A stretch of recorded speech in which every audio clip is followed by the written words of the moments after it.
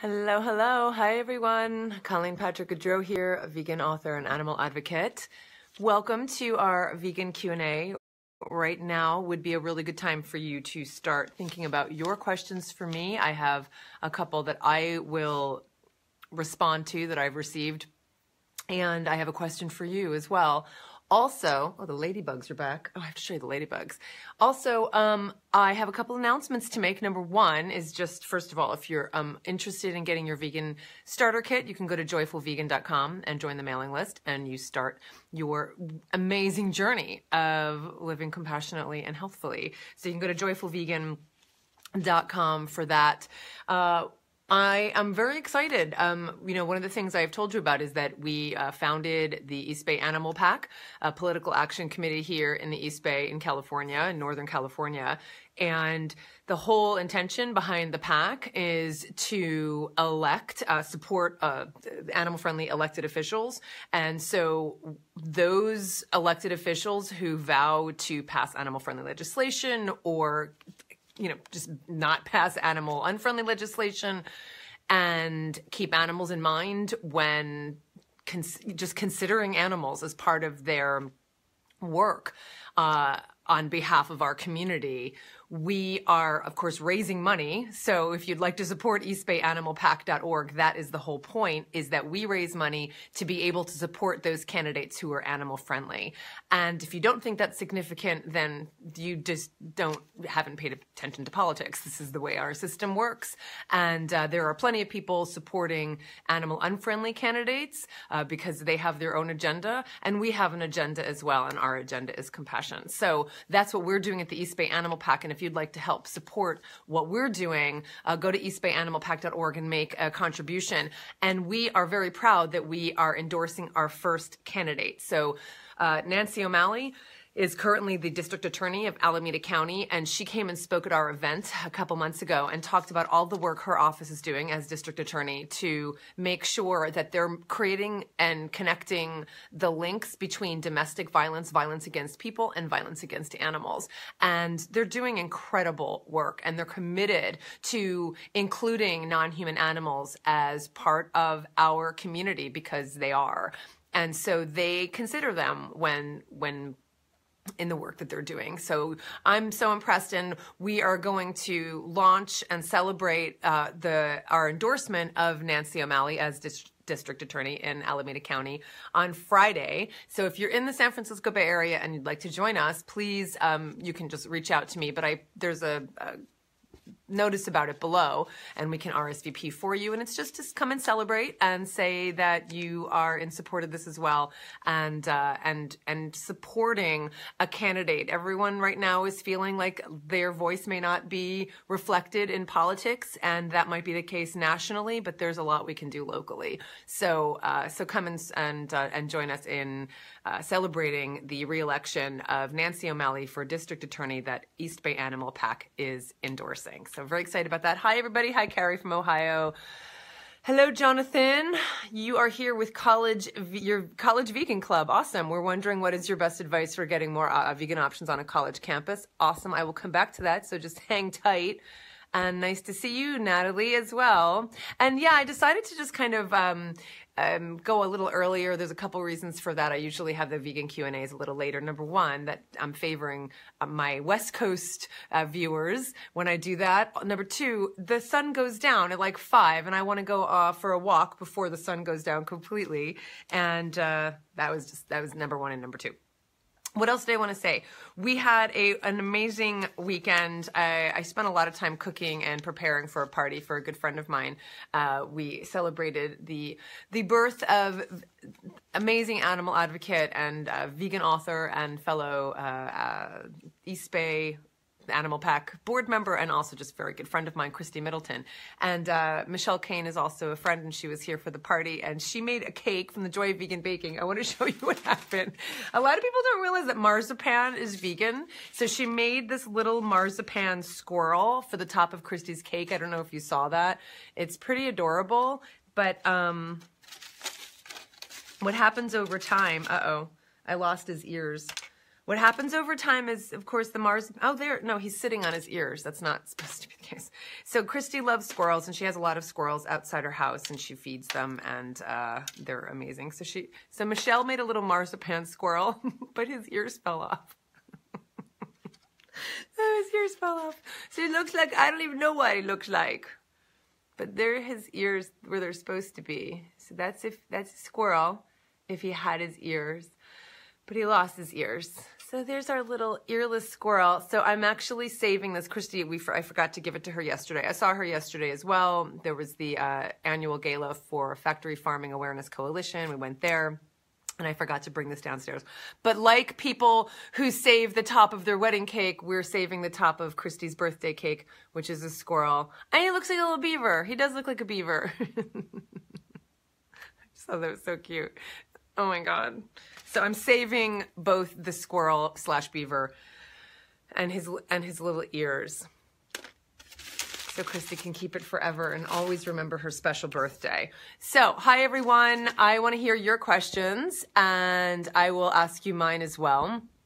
And so, wonderful. Jessica's also part of the Vegan College Club, and Jonathan was asking that question as well. Number one, actually, so Jonathan, not to put work on Christy and take it off of me, but I would absolutely recommend that you all reach out to Christy and the work that she's doing through the Humane Society of the United States. They're working on making sure that there are more vegan options in colleges and on college campuses, and they're quite literally going around the country and training chefs all around the country to include not just, kind of a gross veggie burger on college campuses and in high schools, by the way, but to actually have fabulous food that people will actually pick and enjoy on college campuses. So reach out to Christy Middleton through the Humane Society, and I can certainly connect her. You can find her here on Facebook. You can find her on social media all over the place. So that's what I would recommend. Certainly you all being a coalition is incredibly helpful. So you can all come up with different jobs that you are interested in doing. Obviously raising awareness is one thing, but making sure that people have the options is the other. So reaching out to the right people to do that. Talking to the kitchen and not just saying, hey, please get vegan options for us, but asking them what their barriers are. Maybe they don't know the vendors they need to contact. That's part of what is really exciting about the work that Christy's doing, is that they're actually working with the food vendors to make sure that they have vegan food to put into college campuses, again, that are delicious and that meet all of the nutritional requirements, et cetera. And so finding out from the kitchen staff, from the cafeteria, what their barriers are. Some of it might be that they think that people aren't interested in vegan food, so they don't have it out there. But if they actually put it out there, what happens is that people want it, especially if it's good and tasty. So it might be a matter of marketing. And of course, it's a matter of spreading the word.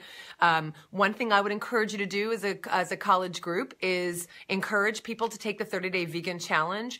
I can connect you as a way to do this directly. I need to get some literature so you can pass that out, but you can encourage people to sign up for the 30-day vegan challenge. There's a free version over at Cowspiracy, cowspiracy.com.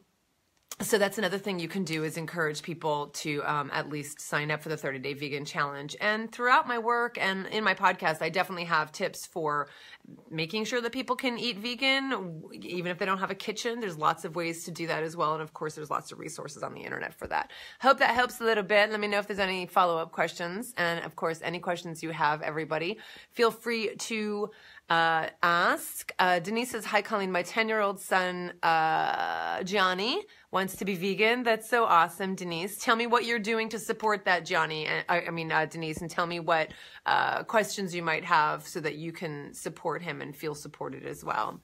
Jessica says, any tips for being the only vegan at a family Christmas party? So Jessica, I did of course I have podcast episodes on this, but I also recently did a video. So you can find it on my YouTube channel if you just search for my name or Joyful Vegan on YouTube.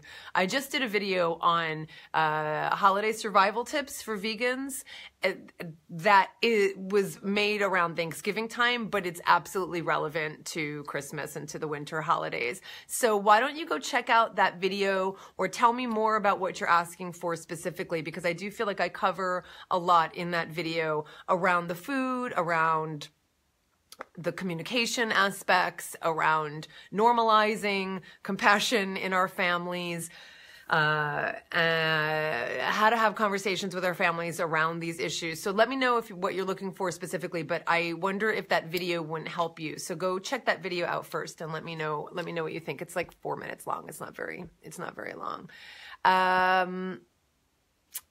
And Dennis says, I've been working on being vegan for 1.5 years now and love it. Awesome, Dennis. That's fantastic. It sounds like you've taken a journey to get there. Like, to be honest, most of us have. Not many of us just go from consuming animals to being vegan completely. Most of us are on a journey and take steps to do so. I was vegetarian for many years before I became vegan, and it's basically the best thing I've ever done. I always say that I didn't become vegan as much as I removed the barriers to the compassion that had been inside of me all along, because that's really what it felt like. It felt like just a coming into who I was, very unconditionally, very consistently, and completely. And I can't imagine living any other way. It just feels so natural and so normal to me. Which is why I often talk about veganism as not being an ideology, but just being an extension of who we are and an extension of what the values are that we already hold and that we already teach as a society, as a family, as individuals. When we're children, these are all the norms. All of the norms we celebrate and teach in our culture have to do with compassion and kindness and not being cruel and not contributing to violence. So this is really quite literally an extension of who we are. Compassion is an extension. It's normal. It's not an anomaly. So welcome. Christine says, wait, let me make sure I got it. You're welcome, Jonathan. Good. I'm so glad. Christine says, are any wines vegan? Hello, by the way, from Chicago. So Christine, I have a podcast episode. I refer to my work a lot because I've answered these questions in other mediums, but I have a podcast I think it's called On Vegan Wine and Hunters. And I tell a story of being up in the wine country, one of the wine countries. We have many wine countries here in Northern California. And I talk about my perspective about wine and how that at some point we all have to draw a line in terms of why we're doing this in the first place. So go listen to that episode. I'll invite you to do the same thing I was saying before, is go check out that episode. Let me know if it helps you. There are so many ways that we can't control how imperfect this world is. And there are so many ways we can just make sure we're doing the best we can to not contribute to cruelty. And once we start getting to the point where the experience of being vegan becomes more of a hardship and just a bummer than a celebration, I think we lose perspectives. It's not supposed to be about self-sacrifice and deprivation and lack of joy, in my opinion. It really is about doing the best we can to not contribute to violence against animals. And there's so many ways we can do that. And then there's going to be those things where we're like not really sure because we can't really find out. If we try and ask someone at a winery or at a restaurant and the maitre d' doesn't know, and then the people with us think, well, that's kind of boring. Like, is that what my life is going to be like? I have to constantly like ask questions and then say no to something that you don't even know might it just gets to the point where we can get so bogged down in that low level purity that it misses the point. That's not to say that where there's clarity and consistency that we don't take that route. Like when we know that there's an animal product in something, I just don't eat it because I don't want to contribute to cruelty. But when we don't know, that's just another question I think we have to ask ourselves. And that's how I feel about wine and spirits. So, and especially because there's not animal products in the final product. And that's really what it comes down to for me as well. So go check out On Vegan Wine and Hunters and let me know what you think, and you'll see what the Hunters aspect has to do with it as well. Let's see. So I'll come back to you, Douglas. Let me just go to Denise to follow up with the question she had about her son, Johnny, who's becoming vegan. She says, my son Johnny loves milk and is worried he will miss it. He does a lot of dairy and white carbs, need creative and tasty alternatives. He loves cooking, So we often cook together. He tries the food and gags. So Denise, your son loves cooking and eats white carbs. I mean, he sounds like he's a college student. You said he was 10, right? I'm like really impressed because I wasn't that independent when I was 10. So I'm really impressed. Correct me if I'm wrong, but I thought you said he was 10. I could go back and look, but I thought you said he was 10. So a couple things. One is, so first of all, I really commend Johnny for trying new things, for cooking, for being involved with you in the kitchen. I mean, that's the main thing, is to at least try new things. When it comes to cow's milk, you know, obviously the work I do is to say, look, do something like the 30-day vegan challenge where you're trying something new for the first time. Whereas if you weren't doing something like the 30-day vegan challenge, you wouldn't try new things. You wouldn't try new things unless you were saying, okay, I'm not doing that for a set period of time. However, when it comes to something like weaning children off of the cow's milk that we have, they've become accustomed to, there is a world in which it makes sense to do something like, okay, if he's already drinking cow's milk and he likes it, encourage him or guide him to, because I often say with children, sometimes don't make such a big deal about it, but it sounds like he's consciously trying to make this transition. So guide him into consuming 3/4 cow's milk and 1/4 almond milk, or whatever milk he might find the most appealing. Cashew milk is very creamy and rich like cow's milk. It's very fatty like cow's milk. Almond milk I find also very rich, but some people might not. But don't use rice milk. That might be a little too thin. Califia milk is amazing. So if you can find Califia milks, I think they're the creamiest and the thickest. So doing something like 1/4 cow's milk and then 3/4 cow's milk and 1/4 plant milk, and then go half and half, and then you'll be at 3/4 plant milk and then all plant milk. So some of it is we have to just trust that our taste buds are going to change. And if he's not willing to do something like the 30-day vegan challenge, which I think is really the best way to dive in, then at least do something like weaning. And, I mean, the best he can do is just keep trying new things and try not to make such a big deal about it. Our brains really do affect the experiences we have. Our expectations affect our experiences. So again, he's open and he sounds like he's interested, but there are times where we think that just by virtue of it being different than what we're used to, it's going to be inferior. And then we wind up having that experience. So just keep being open. Just keep trying new things. Just keep seeking out the fat and the salt and the texture and the flavor and the familiarity, because that's really what all of these things are about. It's not about the animal products. Jose, and I'm going to come, let me go to Douglas. Douglas says, why can't I eat honey?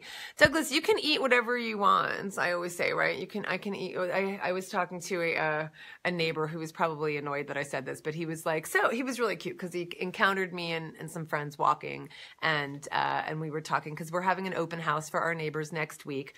And I said, yeah, are you guys going to come to the open house? And he is not vegetarian. He's not vegetarian.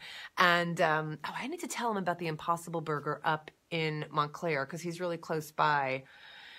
Yeah, I think he would like it. So he said, so I just have to ask, what did you guys have for Thanksgiving? Because, you can't eat turkey. And I said, well, I can have turkey. I just don't want to. And he goes, well, you know what I mean? And I said, well, words matter. Like I just want to be clear that we can have that if we wanted to, but we don't want it. So I told him and I answered that question. So that was my segue to your question. You can have honey if you want. I'll tell you why I don't eat honey. For me, I was talking before about this kind of consistent line. And for me, the consistent line is that, animals aren't here for me. That's kind of just what it's about. We have this notion that everything that animals are is a direct value to humans, so that that they're here for us. I mean, we use that language. We say that. People say, well, animals are here for us. Why shouldn't we eat them? Why shouldn't we eat their flesh and fluids? And the bottom line is because they're not here for us. The animals who we've domesticated were once wild animals. We took them from the wild, we domesticated them, and we use them now for our purposes. And bees are the same thing. there is no there's no reason to have honey. Like, it's like, we don't need it. If you want something that has a thick viscosity that's sweet, there's agave nectar, there's molasses, there are other things we can eat to get that same viscosity and sweetness.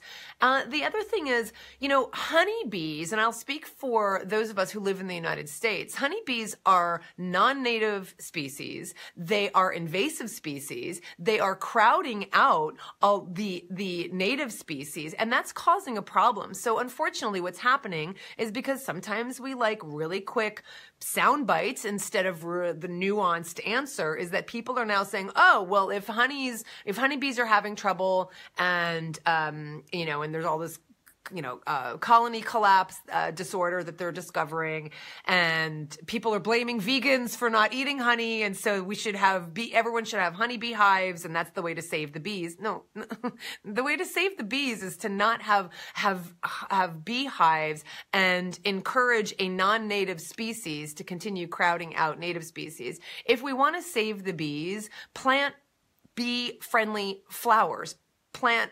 pollinator friendly flowers. That's what we need to do. So the issue is really, in terms of what we need to do in terms of helping animals, eating honey is not helping bees. They're not here for us. They don't make honey for us. They make it for themselves. And then what we do is, in a very, what's the word I'm looking for? Artificial way, is we then take their honey from them. So, really, that's my answer. But if the bottom line is you're having trouble getting rid of honey, I would just question, how much honey are you eating? But I would also say, if you've started with, meat, dairy, and eggs, and you're still struggling with a couple things, then just keep moving forward. But, don't do nothing because you can't do everything. Do something, anything. Don't let honey stop you from not eating meat, dairy, and eggs, right? Don't let that issue stop you from doing the larger, most significant things we can do for animals. I hope that helps. Jose says, hi, Colleen. I have seen your early lectures on YouTube that you say you're trying to bring the subject of being vegan into every conversation. How do you break the ice? How do you bring that about? Thanks, and a big hug from Costa Rica. Hi, Jose. Yeah, I just, so I make sure, so for instance, let's see, where was I? I was talking to someone the other day. Okay, so I went to get my car fixed because someone broke into our car and smashed the back window of our little Prius, our old Prius, and I went to go get it fixed. So I just like talking to people, so I was talking to the attendant who was helping me and who was going to fix my car, and I was going to walk down, I walked down a mile to Sprouts to go grocery shopping for my friend's party, and before I did, we were just chatting. And I said, what did I say? Oh, he asked where it happened. So I told him we were outside of a new pub. And he said, oh, what's the pub called? And I told him the name of it. And he said, is there food there? And I could easily have just said, yes, there's food there. But I said, yes, there's food there, but nothing edible. I'm vegan and there's nothing there that I want. So we just drink the whiskey, which is true.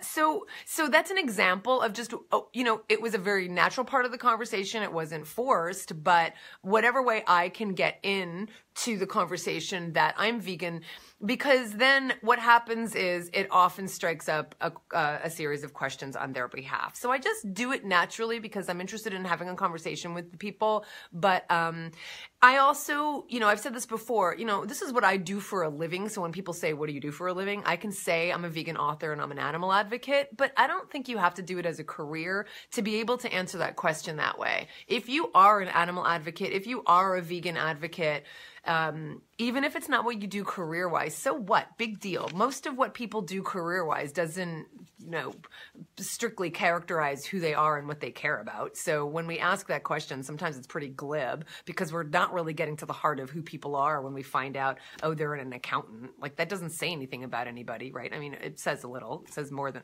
because it says you're good with numbers, which I'm not. So, okay, it says a little bit. But the point is, if someone says, what do you do? what they're usually saying is, what do you do for a living? I try to ask that question. So it's, what do you do that brings you joy or something, so that it's a little more nuanced. But if someone just says, what do? You can say, I'm a vegan advocate, even if it's not what you do for a living. So that's an example of how you can bring it into the conversation so that it happens in a natural way. Does that help? Does that help a little bit? Natalie says it's all about being the best version of ourselves while doing our best, indeed. Louise says, in the UK, we have a website called Barnivore, which helps identify vegan wines. Is there a US equivalent? I find out going for a drink difficult, I must admit. Right. I actually am not a big fan of Barnivore because I feel like it just gets us into that place of being so obsessed with this kind of purity and it's not that helpful. I mean, that information changes so often. It is so difficult to keep that information updated. And you'll often find that if you reached out to a winery, sometimes they know, sometimes they don't know. It might be the case for their Pinot Noir, but it's not the case for their Chardonnay. I mean, there's just a level where it just gets to the point where, yeah, if you're saying that you find it difficult having a drink out, I don't know, is that really serving the animals? And that wasn't meant to be a pun. Is that really serving the animals, that you being out with friends, and maybe you're all with other vegan friends and no one cares and it's not a big deal, but does it serve the animals where you're out for maybe with non-vegan friends and you're ordering a vegan meal and everything's great and you're having fun and they're all, having a glass of wine and you're like, no, I'm vegan. I'm not sure if it was filtered with egg whites. Does that serve the animals? I mean, I don't know. Maybe my answer is no. I don't think it does. Now, there are also more and more winemakers who are who are becoming more aware that there are people who don't want their wines filtered with egg whites. And so they're purposefully saying, we're not doing that and we're using, it's vegan. Wines don't have to label, they don't have to adhere to the same labeling standards that food companies do. So they don't have to say that their product is vegan or not vegan, or they don't have to list the ingredients in the US, and they don't have to list how it's been filtered. I believe in the UK they do, but in the US they don't have to, because alcohol is served under a different branch of the government, like the alcohol, tobacco, and firearms. That's all one. That's all one branch. So yeah, there are wineries doing that. But do you know how many wineries there are? I mean, there are so many wineries and distilleries, and I just feel like it defeats the point at some point. And that's what I say. That's what I mean when I say we all have to decide that. But if you're already saying, I'm finding, drinking, going out to drink difficult, and obviously we mean that in a responsible way, then I don't know. I just think it's a question we have to ask ourselves. What is it serving? Nicole, hello, Nicole. Yes, definitely feel that doing our best is all we can do. Indeed, Nicole. And Nicole goes on. I Google everywhere I'm going to find the best vegan options in food and drink. Super helpful before you go. Often servers don't always know. Indeed, I agree. Katie says there's a part about kiddos that protest vegan foods in here. She's giving you some resources there. That's awesome. Thanks for that, Katie. You're welcome, Katie. I'm glad that helps. Louise says, my 3-year-old isn't vegan because my husband eats meat. When she's with me, I feed her vegan. My mother-in-law gives her meat. If we eat out at children's menus, are almost entirely meat. What do you think about the situation? I'm compromising because my husband, and you get cut off there, but I get the idea. Yeah, that's really difficult. I mean, that is, I do talk a bit about this in some podcast episodes. One on raising vegan children. I do talk about what it's like when you're separated from your partner. That can be very difficult, and just the way in the marriage itself, communication is everything. Even in the separation, I think communication is everything. And you still have a commitment to raising this child together according to the values that you each care about. And there might be some compromises that you make. It sounds like that is your compromise, that when a child is with you, she is eating vegan, but when she's with your husband, she's not. They're just, might be more communication to have about it. That is difficult. I actually find I don't look at children's menus that often because I don't have children, but I do find often that the children's menus do tend to have like a simplistic version of things that it wouldn't be a big deal because children tend to be picky, that it's not a big deal to say to a restaurant, you know, can you just make a pasta dish with red sauce? And can you just make, well, I know vegetables can also be a problem, but like peanut butter and jelly sandwich or something like that. So, yeah, so it varies. That's one question separate from how to deal with the situation with your in-laws. You know, but again, I think communication is really key, and deciding, you know, why it's important to you. And I will tell you this, and I don't know if this is helpful in terms of persuading them, but I really, really, really do believe very strongly that, I've said this before, that I think we're going to come to discover that how we feed our children when they're young really determines their health as adults, whether they will be more prone to certain diseases as adults or not. And I think that's significant because, you know, there's a lot of people who, when they're adults, you know, they get the kinds of cancers that you wouldn't expect someone to get who's, you know, hadn't been smoking for 20 years or something, or hadn't had meat for 20 years. But there's a lot of evidence that that we predispose our children to certain diseases, when we feed them a certain way when they're young. And so that might be just something to talk about. I know Dr. Furman talks about that in his book, so you might want to look into that a little bit more and see if that's something you want to bring up to your in-laws and to your husband. Katrina says, in the midst of all the crazy stuff right now, it's so exciting to see so many people here, especially young people considering a vegan lifestyle. Indeed, Katrina, I always say, if you ever feel hopeless, just dwell in the hope, because there are plenty of reasons to dwell in the hope. There's plenty of reasons to be hopeful in this crazy world. Dennis says, I have come to a point in being vegan where I ask in restaurants the vegan items are made without being contaminated with using knives and utensils that are used in making meat items. Have I gone too far? Dennis, in my opinion, yeah. For me, I think, again, being vegan is not an end in itself. It is not about purity. It is not about perfection. It is not about having this badge called vegan and this certificate, because you're never going to get one, because you can ask about what utensils were used at that restaurant, and then you can go and drive your car that's made with animal products, and you're going to kill some insects along the way. I mean, not to say that we shouldn't do our best. Of course, obviously, I believe that. Don't do nothing because you can't do everything. But when we get to the point where we're asking about utensils, yeah, I do think it completely misses the point. The idea is to do the best we can in this crazy world to not contribute to violence against animals. And there are so many ways we can do that. Just by not supporting the biggest industries, it's a really big deal. When we're getting down to utensils, I think we're getting into purity and we're missing the point of what it means to be vegan. So, and then to my point before is that then it does lose the joy. And then anybody who would consider not wanting to eat meat, dairy, and eggs might go, geez, God, if that's what it takes, like I'm never going to be able to eat in a restaurant and I'm going to have to, you know, contaminate myself and wear an hazmat suit before I go into a restaurant that serves animals. Like, what is the point if it's not about living compassionately, living joyfully, and not hurting anybody? And that includes us enjoying this lifestyle and certainly being ambassadors of a joyful lifestyle, in my opinione. Oh, Johnny, you're welcome. Good luck. I love how open you are. That's what I always say. Never say never and just be open. Dennis, you would have to eat in the only vegan restaurant. Otherwise, there will be contamination. It's true. It's true. It's true. It's true. And Dennis says, I also have a cat who eats turkey and chicken food, and I feel bad about that. A cat in the wild would eat mice and small animals. Again, have I gone too far? Well, no. I mean, my cats are not vegan, and I have podcast episodes and videos about animals, or companion animals. I don't feed my cats land animals. I feed them aquatic animals. I am very hopeful about the work that's being done in terms of clean meat, both for human consumption and for companion animal consumption, and I'm very encouraged by that.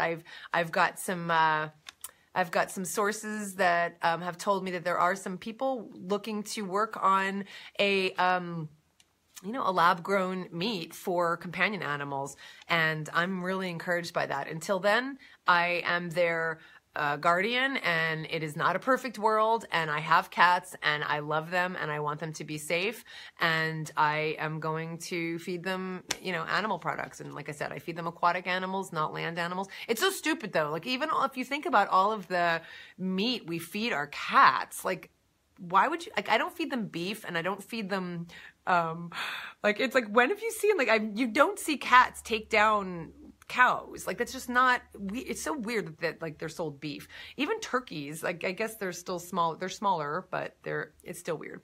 So, and even fish, like, they don't, like, I've never seen a cat fish before. It's ridiculous. So I'm waiting for the first lab grown mice meat company, because I think that makes the most sense. Christina says, I cried over the chicken my family ate the other day. I don't know how to deal with seeing all of the dead animals being eaten all the time. Do you have any tips? I don't want to be desensitized to the death. So Christina, I talk about that a bit in my podcast episode, and I'm going to take just a couple more questions because I'm losing my battery and I have to go for a walk. But I will say, go listen to the podcast episodes on food for thought. And I don't mean this glibly, but there really is a point at which we have to understand that in order to function in this world, we do have to embrace a certain amount of cognitive dissonance. And I'm not worried at all that the cognitive dissonance that I'm talking about is going to desensitize me to compassion. Like, I'm not worried about that. I stay completely aware of all of the ways in which we as a society and as individuals contribute to violence against animals. I don't stop bearing witness. I think when we stop bearing witness is when we can forget who we are and we can go back to becoming asleep. So I absolutely support bearing witness, but I am not in support of masochism. And so if it hurts too much to constantly see animals dead in front of us, of course there is a level of avoidance, but we also live in this world where it's the dominant part of our culture. And in order to continue to have the relationships that we have and to not be a puddle every time you're with non-vegans, I do feel like there's an element, of like needing to just kind of just turn away. And that there's just no nuances to that too. In the beginning, I didn't like going to barbecues because the whole event is centered around this charred flesh. Like, I didn't like that. And then eventually I thought, my presence there is more important than at times, it doesn't mean it's all the time, but my presence there is more important than my discomfort.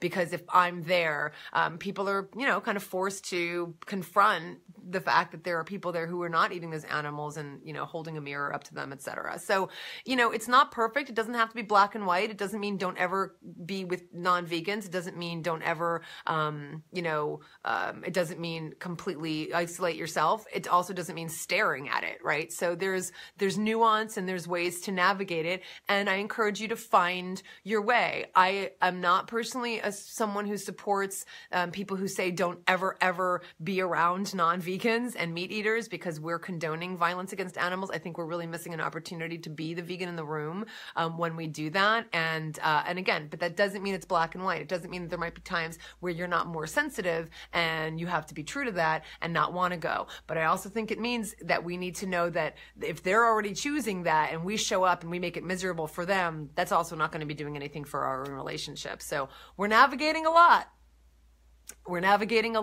But there's a way to do it.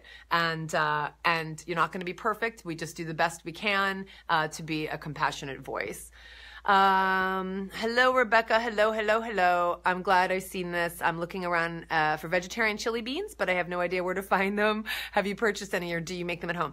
So first of all, you can definitely find, Rebecca, I know that like Amy's Organics, I don't know where you are, but I've definitely seen a number of different companies sell like refried and refried beans and chili beans that are vegetarian. So look around. They might not be right where the beans are, but they might be like in the Mexican section of the grocery store. But honestly, I would just get beans and add your own spices to make them more of like a chili. Of course, you can get the vegan table. I have an amazing chili in the vegan table. It's super, super easy, and it's just using the cumin and the chili powder and the cayenne so that you can create the chili yourself. It is so easy. I tend to not buy canned beans anymore because I have a pressure cooker and I love it and I use it all the time.